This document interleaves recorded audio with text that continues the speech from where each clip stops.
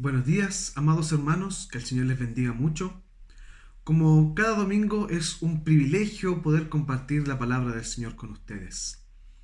Antes de que iniciemos esta parte que es la parte central del culto, que es la predicación de la palabra del Señor, me gustaría hacer hincapié en un aviso que hemos estado dando durante la semana, y es que no se olvide de entregar su aporte para la canasta familiar que nosotros entregamos cada mes, ya sea a una familia en San Carlos o a alguien en específico dentro de nuestra comunidad de la iglesia. Actualmente no estamos solicitando alimentos no perecibles, sino que estamos solicitando un aporte, puede ser económico o también de lo que nuestra hermana Náyade o nuestro hermano César le pueda solicitar, ¿ya? Así que en específico no es un alimento no perecible. Por ejemplo, si usted quisiera entregar huevos, bienvenido. Si usted quisiera entregar leche, bienvenido también, porque la idea es entregar una canasta familiar más o menos completa, ya no que se repitan 20 fideos, 20 arroz, como ocurría antiguamente. Y el otro aviso es que ya desde la última semana de julio vamos a dar inicio a nuestros grupos pequeños. Le invito encarecidamente a que usted se conecte.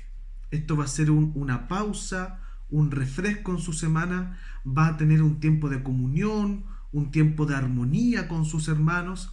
Así que yo le animo, yo le insto a que no deje de congregarse en estas instancias que donde nuestro hermano César, nuestro hermano Ezequiel, nuestro hermano Daniel Olivera están a cargo. Bien, hermanos, seguimos con nuestra serie de predicaciones basado en el Evangelio de Mateo, en Mateo capítulo 5, 6 y 7 específicamente, que es el Sermón del Monte. Y ya estamos terminando el capítulo 5, ya estamos llegando hacia el final de esta primera parte del Sermón del Monte, donde el Señor aquí nos confronta con nuestra ética. El Señor busca confrontarnos acá con lo que nosotros creemos que es la autovaloración. Autovalorarse está bien. Eh, Tener cierto sentido de la valoración propia, del amor propio, está bien, está bueno, porque tenemos que valorarnos, tenemos que querernos, tenemos que cuidarnos.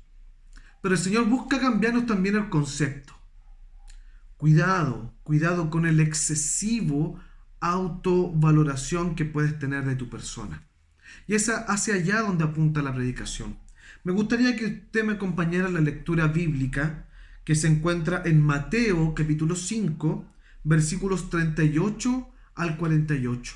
Mateo capítulo 5, versículos 38 al 48. Dice así la palabra del Señor. Oísteis que fue dicho, ojo por ojo y diente por diente. Pero yo os digo, no resistáis al que es malo. Antes, a cualquiera que te hiera en la mejilla derecha, vuélvele también la otra. Y al que quiera ponerte a pleito y quitarte la túnica, déjale también la capa. Y a cualquiera que te obligue a llevar carga por una milla, ve con él dos. Al que te pida, dale, y al que quiera tomar de ti prestado, no se lo rehuses. Oísteis que fue dicho, amarás a tu prójimo y aborrecerás a tu enemigo.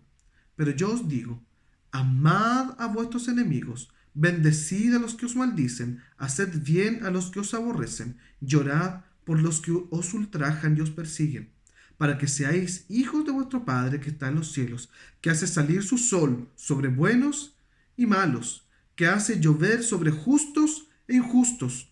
Porque si amáis a los que os aman, ¿qué recompensa tendréis? ¿No hacen también lo mismo los publicanos? Y si saludáis a vuestros hermanos solamente, ¿qué hacéis de más? ¿No hacen también así los gentiles?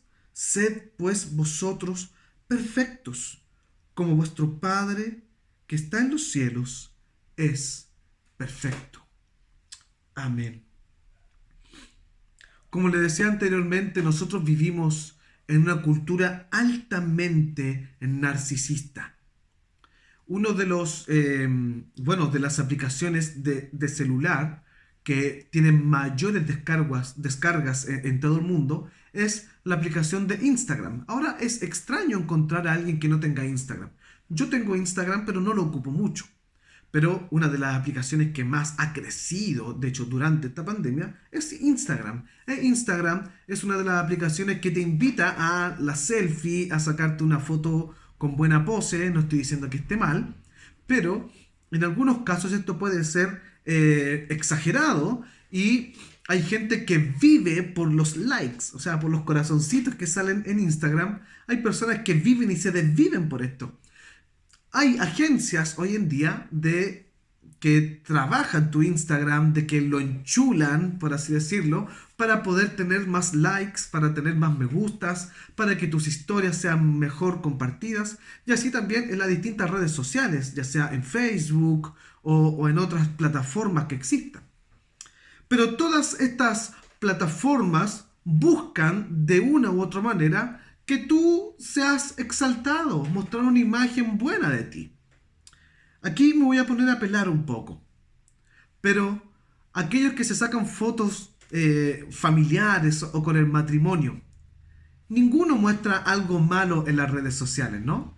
Siempre mostramos la mejor cara, que andamos aquí en los nevados de Chillán, o andamos acá en las termas, o andamos ahí en San Fabián y nos sacamos fotos en familia, y eso está bien, eso está bien.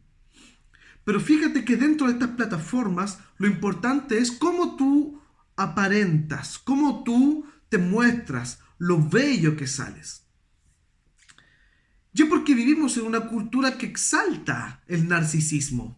No sé si usted recuerda la historia de Narciso, de ahí viene el narcisismo. Narciso era una persona muy hermosa y se encontraba tan hermosa que él pasaba horas y días mirándose en la orilla de un lago.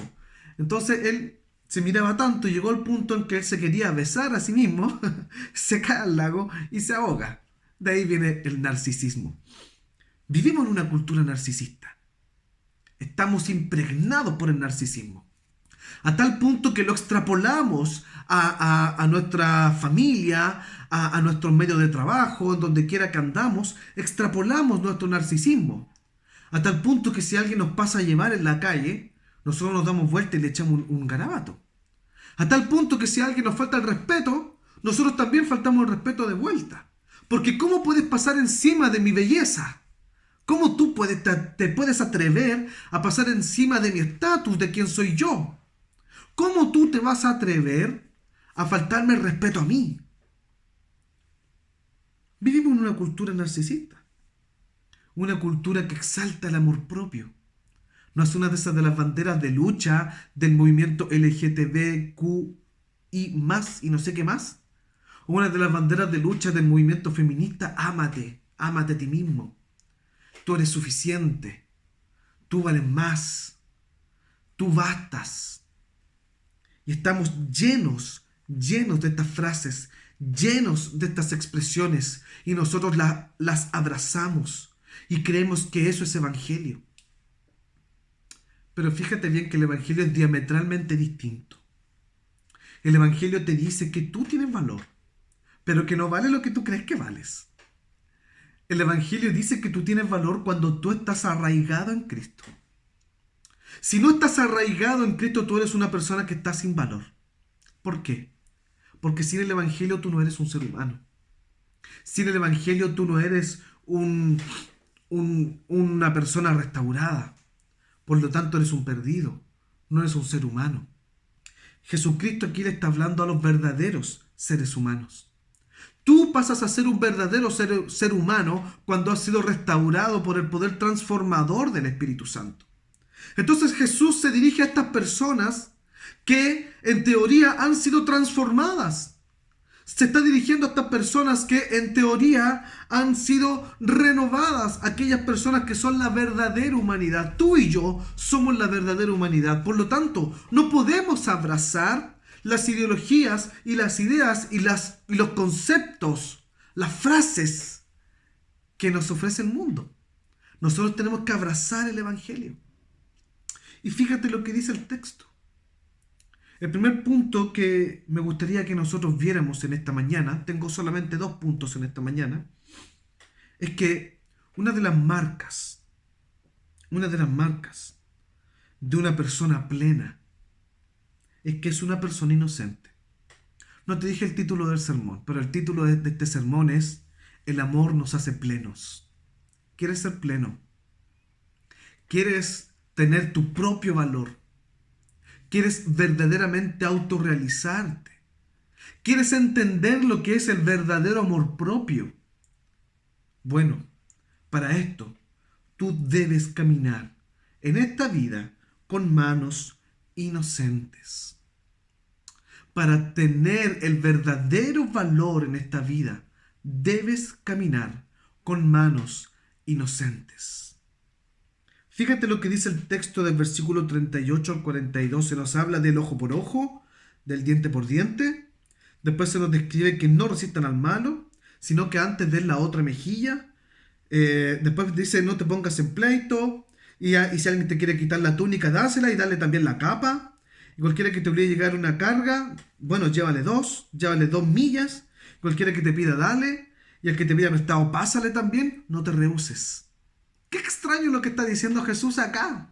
Es súper difícil de entender, porque en el contexto del siglo I, una de las cosas que más predicaban los escribas y los doctores de la ley era una cosa del ojo por ojo. O sea, si alguien te hace daño, tienes que devolverle el mismo daño. A esto se le conocía como la ley del talión. Entonces la ley del talión tenía por objetivo que la persona no tomara venganza por sí mismo, sino que la venganza fuera realizada por el magistrado o por el juez. Entonces el juez venía a ver qué te hicieron. A ver, mira, esta persona vino y me robó 1.000.000 de pesos. Bien, vamos a dar un castigo conforme a lo que él te hizo. Esa era la idea de la ley del talión. Sin embargo, a través de los siglos, esta ley fue tergiversada. Y venía tal vez una persona poderosa y decía, mira, ¿sabes que esta persona me hizo esto? Y esto yo lo evalúo en tanto, como una persona pobre. Entonces el juez aplicaba una sentencia abusiva con esta persona que por lo general era una persona pobre. Y se le aplicaba la ley del talión. Entonces aquel que buscó una sentencia abusiva contra aquel que se supone que había hecho una ofensa, salía como alguien justo. Yo obedecí la ley de Dios, obedecí el mandamiento de Dios. Ojo por ojo, diente por diente. No le cobré más ni le cobré menos. Le cobré lo justo. Y esto es lo que estaba reinando e imperando en Israel. Entonces estos casos no eran poco comunes. Había mucha gente que iba a juicio y cobraba sentencias abusivas contra el deudor. Y se empezó a malutilizar. Jesús entendiendo esto y sabiendo esto y Jesús viviendo en medio de este contexto. Fíjate lo que dice Jesús en el versículo 38. Oísteis que fue dicho, ojo por ojo, diente por diente. Pero yo digo, yo que soy el Señor de la ley, aquel que está por sobre la ley, yo digo, no resistáis al que es malo. Antes a cualquiera que te hiere la mejilla derecha, vuélvele la otra. No resistas al malo. La Biblia califica a la persona mala como aquella que hace daño. Mira lo paradójico que es esto. ¿Existe alguien en la tierra que no haya hecho daño?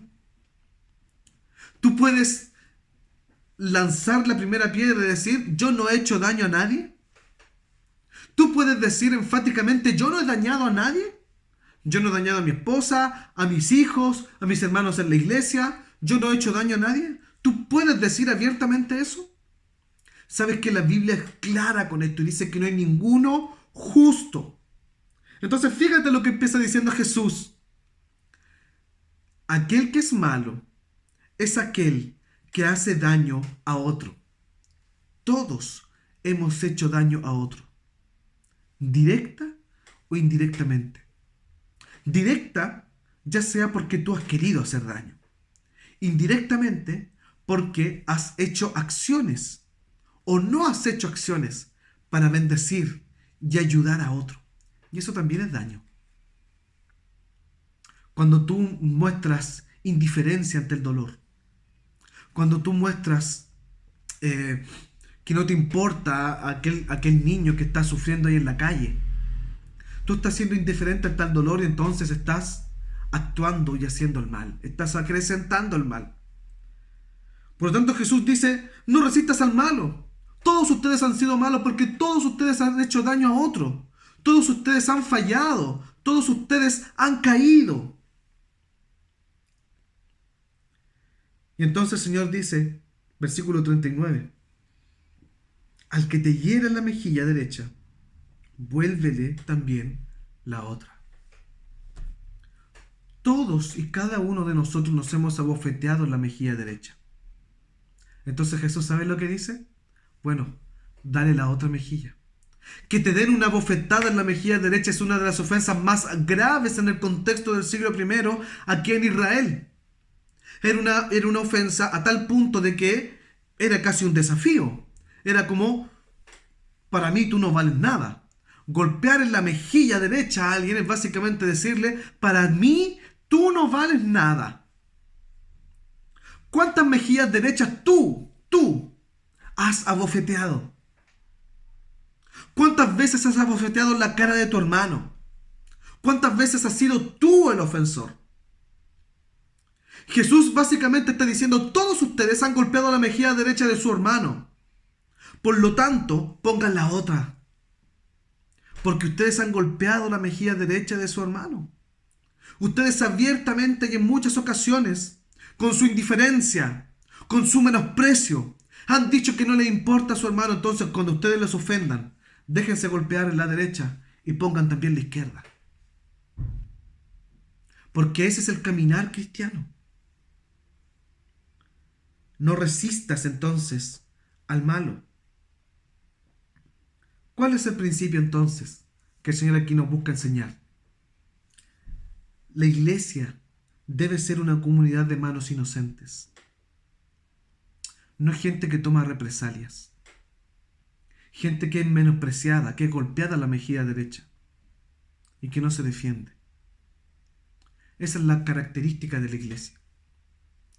La iglesia es una comunidad que tiene las manos limpias. La iglesia es una comunidad que camina en la inocencia. Porque inocente solamente se puede llamar aquel que no ha devuelto el mal con el mal, sino aquel que resiste el mal.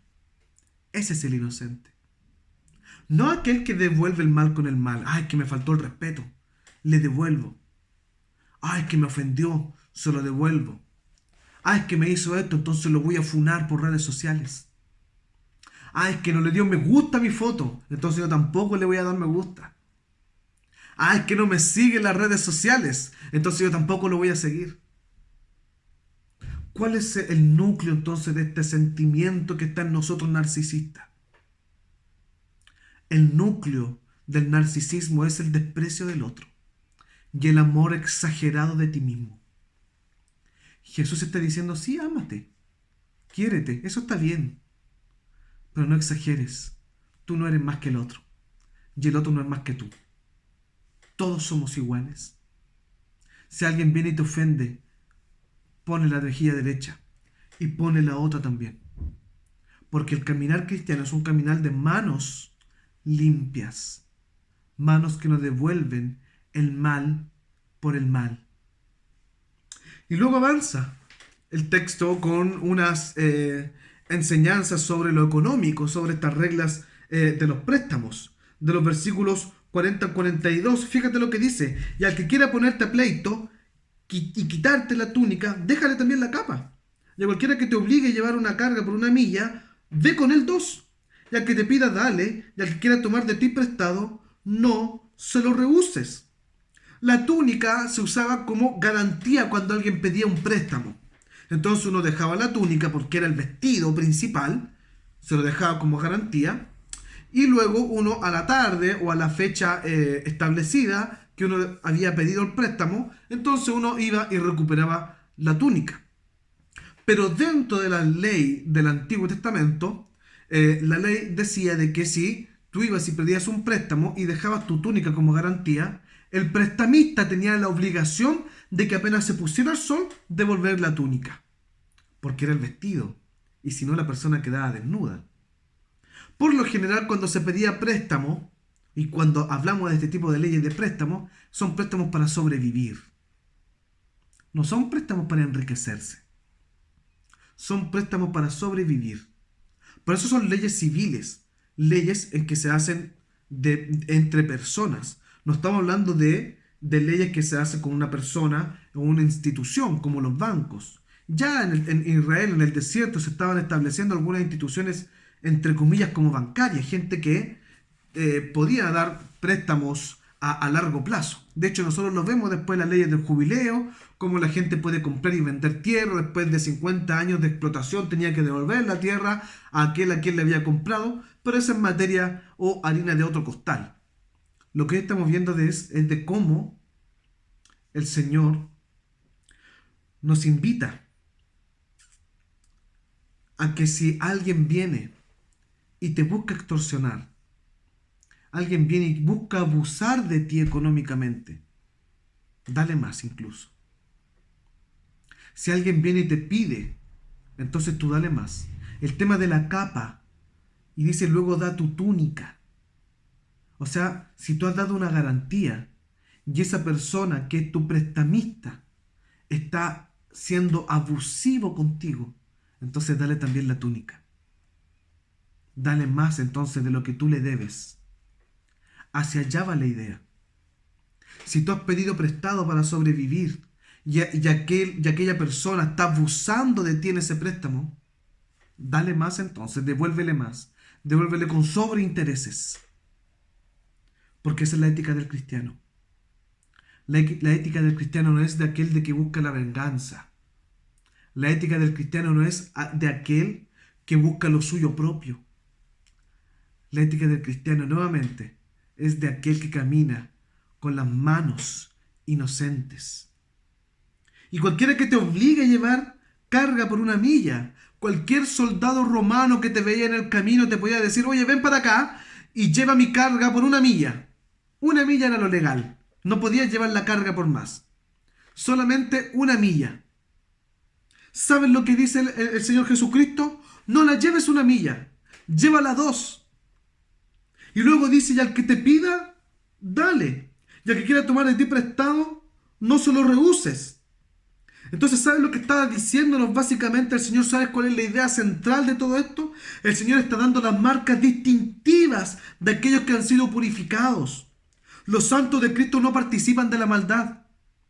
Fíjate que todas estas cosas abusivas que estamos describiendo son cosas que se practicaban en Israel del siglo I.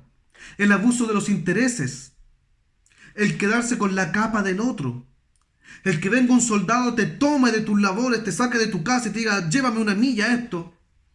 El que venga una persona y te pida prestado y no te lo devuelva.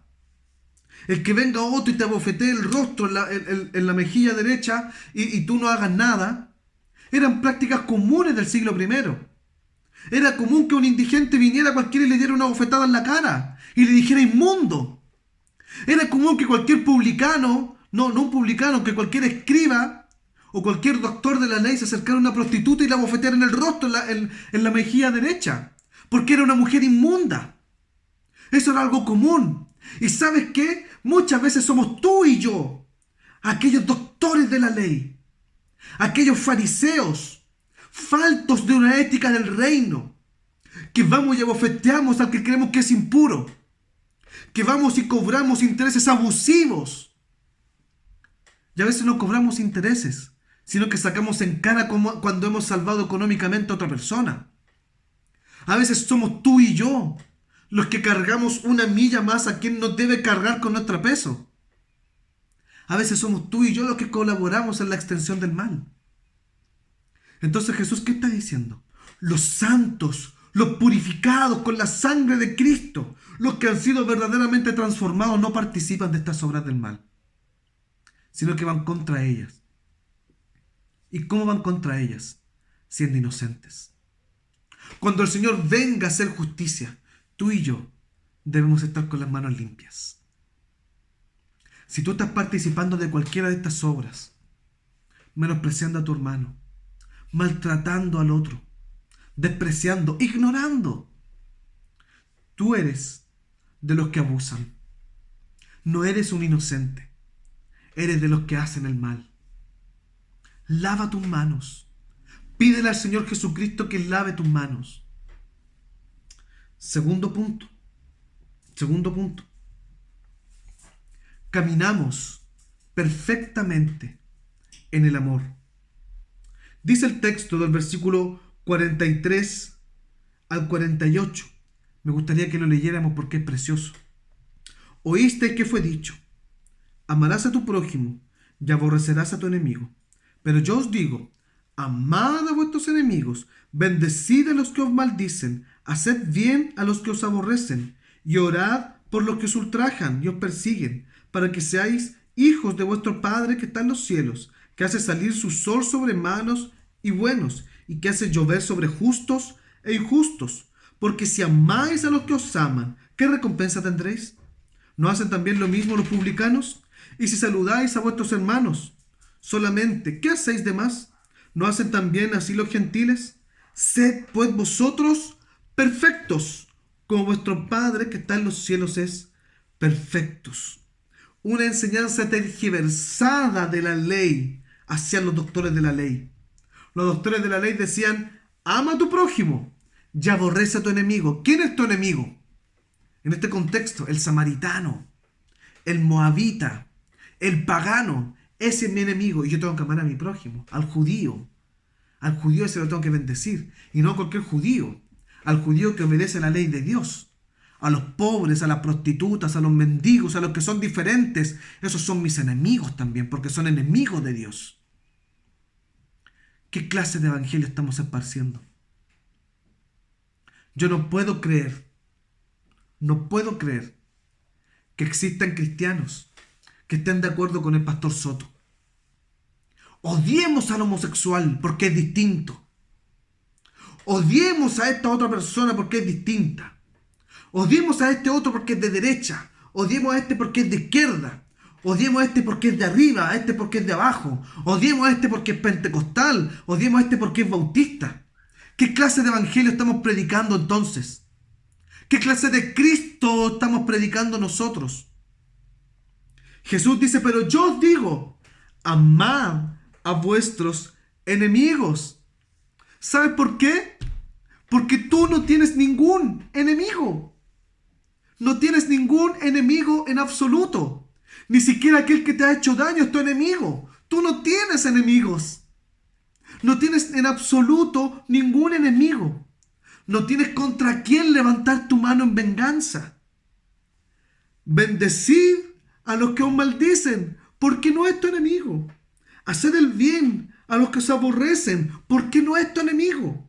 Orad por los que os ultrajan y os persiguen, porque no es tu enemigo. Tú no tienes enemigos. Iglesia, no tenemos enemigos. No tenemos enemigos. Lo que tenemos que hacer nosotros es amar al otro. Porque fíjate lo que dice el versículo siguiente. 45. Para que seáis hijos de vuestro Padre que está en los cielos, que hace salir su sol sobre malos y buenos, y que hace llover sobre justos e injustos. ¿Qué es lo cotidiano de Dios? Lo cotidiano de Dios es que Él hace salir el sol para el bueno y para el malo. ¿Cuándo Dios hace salir el sol? Todos los días, ¿no? Desde los principios de la historia. Dios lo hace siempre igual. Hace salir el sol para el bueno y para el malo. Desde que comienza a llover en la tierra después de Noé. ¿Para quién hace llover Dios? ¿Solamente para los buenos? Hace llover para los buenos y para los malos. ¿A quién Dios le provee el aire? ¿A los buenos y a los malos? ¿A quién Dios les provee alimento? ¿A los buenos y a los malos? Esto es lo cotidiano de Dios. Cotidianamente, día a día, Dios esparce estas misericordias. Así también, cotidianamente, día a día, tú debes esparcir amor. Amor a tu prójimo. Y aquí el Señor se pone un poco más duro con nosotros. Mucho más duro. Porque fíjate lo que dice el versículo 46 y 47. Porque si amáis a los que os aman, ¿qué recompensa tendréis? ¿No hacen también lo mismo los publicanos? Y si saludáis a vuestros hermanos solamente, ¿qué hacéis de más? ¿No hacen también así los gentiles? Tú por ayudar a tu familia no eres más bueno. Tú por bendecir a ese amigo no eres más bueno. Tú por bendecir a ese familiar que está en problema o que está en alguna adicción no eres más bueno, no eres destacable. Eso lo hace cualquiera. Y fíjate lo que dice el Señor Jesucristo. Lo hace incluso un publicano. ¿Sabes quién es un publicano en el contexto del siglo I? El publicano es el que cobraba los impuestos para el Imperio Romano. Y el publicano, ¿sabes lo que hacía? Cobraba el impuesto, el impuesto que pedía Roma al judío y además cobraba una colita más. Entonces, si había que pagar 10 pesos, el publicano cobraba 12. Y con apoyo de los soldados. Y así es como el publicano se enriquecía. ¿Te acuerdas de Zaqueo? Zaqueo era un publicano. Entonces Zaqueo cobraba los 10 pesos del Imperio Romano y además le ponía una carga. Cobraba 2 más para él. 2 más para adentro. De esos 10 que él cobraba, ya el Imperio Romano también le pagaba un poco a él por hacer esta gestión. Por lo tanto, el publicano era mirado como un traidor, como alguien sin ética, alguien inescrupuloso, alguien que podía extorsionar y quitarle dinero hasta el más pobre y al mendigo. Ese era el publicano. A los ojos del judío, el publicano era menos que una prostituta. Una prostituta tenía más ética. Una prostituta era más valorable que él.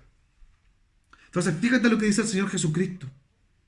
Si amáis a los que os aman, ¿qué recompensa tendréis? ¿No hacen también lo mismo los publicanos? Los publicanos hacen exactamente lo mismo.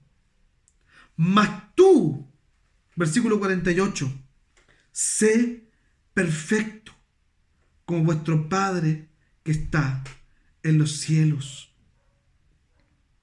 Como nuestro Padre que está en los cielos. Con esto quiero ir terminando. Porque este verbo perfecto no quiere decir perfecto así como perfecto, perfecto, ¿ya? No quiere decir que no tenemos fallas. No quiere decir que seamos sin ninguna mancha, sin ninguna grieta. Con perfecto Jesús se refiere a pleno. Porque el verbo que nosotros encontramos en el griego para perfecto es teleios. Y teleios es íntegro, completo, una persona plena. Jesús quiere que tú seas pleno. Instagram no te hace pleno. Las redes sociales no te hacen pleno. Todas las felicitaciones que puedas recibir en el mundo no te hacen pleno. Todos los recursos que puedas tener no te hacen pleno. Todas las cabezas que puedas poner bajo tu pie no te hacen pleno. Todas las veces que defendiste tu honor y tu orgullo no te hacen pleno. No te hacen mejor. Lo único que te hace pleno es el amor. Así como Cristo nos amó a nosotros. Así como Cristo fue golpeado en la mejilla derecha. Así como Cristo cargó 2 millas nuestra carga porque la llevó hasta la cruz. Así como Jesús nos puso su ropa y nos dio su capa incluso. Así como nosotros le pedimos a Jesús y Jesús nos dio hasta su vida. Ese tipo de amor te hace pleno. Ese tipo de amor te caracteriza como un hijo de Dios. El mundo te ofrece plenitud por medio de la autoexaltación. Constantemente te ofrece plenitud por medio de la autoexaltación. De que tú eres bello, de que tú eres precioso, de que tú eres lo más grande. Y eso es mentira. Mentira. Solamente Cristo te puede dar plenitud. Nada más te puede hacer pleno porque tú no eres pleno. Sin Cristo tú estás muerto. Sin Cristo tú eres una persona muerta. Sin Jesús tú no eres un ser humano. Solamente con Cristo eres un ser humano. La plenitud está en amar al otro, en darte y entregarte por el otro. No existe mayor plenitud o autorrealización que Dios mismo te diga: hijo mío. ¿Quieres ser ingeniero? ¿Quieres ser doctor? ¿Te has sentido pasado a llevar y quieres cobrar venganza? ¿Has sentido que te han herido muchas veces y ya has decidido cortar con esas personas? Eso no lo hace un hijo de Dios. Eso no exalta tu honor, no exalta tu dignidad. Eso no te hace más digno, sino que todo lo contrario, te hace indigno. Lo único que te hace digno es el amor al otro, en lo cotidiano, caminar en amor. Y entonces serás llamado Hijo de Dios. Qué precioso título. Y entonces podrás ser llamado Hijo de Dios. Aquellos que caminan con las manos inocentes y no participan de la maldad del mundo. Aquellos que caminan en el amor, ellos son plenos. Ellos son llamados hijos de Dios. Entonces yo en esta mañana no me gustaría terminar sin llevarte a la reflexión. ¿Tienes algo en contra de un hermano? ¿Tienes algún pleito con otro? ¿Has sentido que te han pasado a llevar? Te invito a que busques por medio del Espíritu Santo perdonar. Te invito a que además le hagas el bien, para que entonces ellos puedan ver a Cristo en ti, que tú eres completamente distinto. Cristo en ti. Cristo se sacrificó por aquellos que eran sus enemigos, tú y yo. Y por ese sacrificio fuimos amigos. Haz el bien. Oremos. Señor Padre Celestial, gracias porque tú exhortas nuestras vidas. Gracias, Señor Jesús, porque tú nos llamas a arrepentirnos de quienes somos. Gracias, Señor, porque tú vuelves a desmentir, vuelves a mostrar la verdad de todos los engaños del mundo. Porque estamos tan engañados, Señor.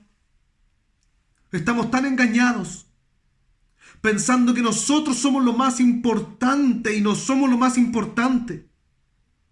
Pensando de que nosotros somos lo que tiene mayor valor y no somos lo que tiene mayor valor. Pensando que nuestra apariencia, que nuestro estatus, que nuestro honor, que nuestra gloria, que nuestra dignidad, que nuestros tronos y nuestras coronas son más importantes que tu gloria. Lo más importante es tu gloria. Lo más importante es tu reino. Lo más importante es que nosotros seamos caracterizados como verdaderos hijos de Dios. Lo más importante es que el mundo pueda mirarnos como inocentes, que no nos puedan acusar del mal. Señor, si hemos sido causantes del mal, perdónanos y limpia nuestras manos. Si no estamos esparciendo el amor que tú esparciste, perdónanos, Señor. Porque si no esparcimos amor, entonces esparcimos indiferencia. Y los indiferentes son hijos de Satanás. Perdónanos, Señor.